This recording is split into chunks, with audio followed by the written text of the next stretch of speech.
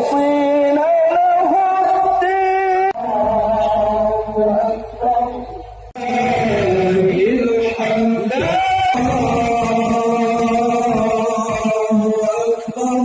Kita akan melaksanakan salat Id sekaligus menyambut raya Idul Fitri 1 Syawal 1440 Hijriah. Idul Fitri menjadi sempurna tak kala terhapusnya dosa kita sebagai hamba, diikuti dengan terhapusnya dosa-dosa kepada sesama manusia.